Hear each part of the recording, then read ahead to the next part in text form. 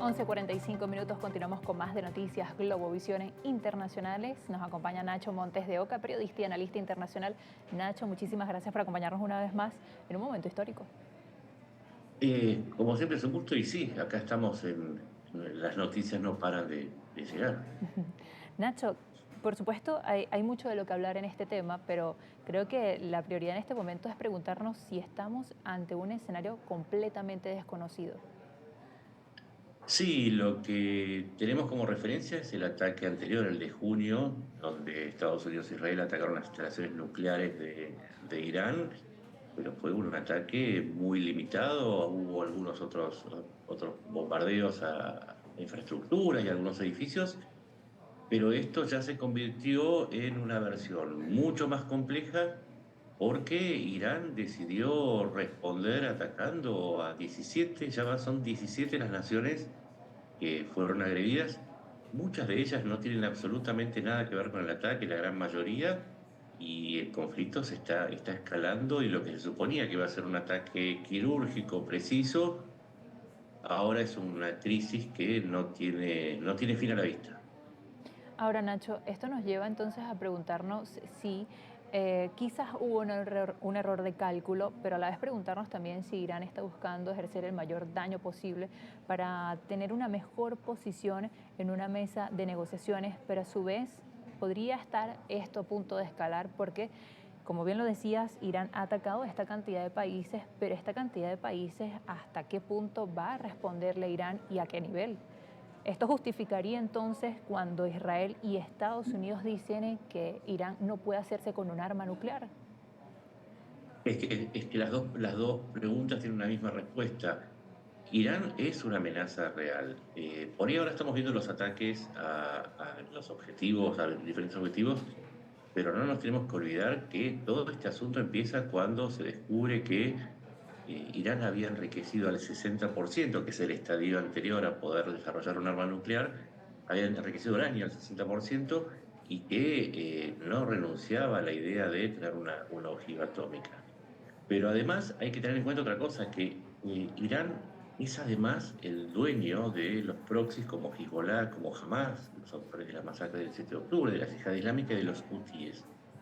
Ahora esa amenaza fue respondida con una serie de ataques, pero atención, porque sí, lo que se buscaba quizás era repetir el éxito de la operación en Venezuela, en donde la captura de Maduro condujo si se quiere, a una rendición del régimen chavista.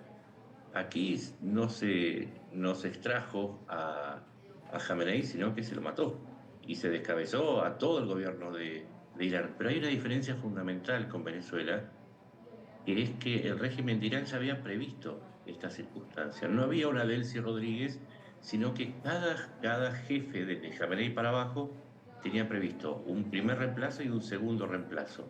Y además tienen otra motivación y otra experiencia de guerra. Entonces, si en algún momento se pensó que, en mi análisis surge esto, se pensó que iba a haber una solución rápida, un conflicto de corta duración como en el anterior, el cálculo falló y la respuesta de Irán es precisamente intentar ensuciar todo lo posible que se pueda el escenario para empujar a Estados Unidos a través de las presiones de los agredidos a que busque una salida diplomática y deje de atacar militarmente, que es donde precisamente Irán tiene su mayor debilidad. La extorsión es su fuerte, lo militar es su debilidad.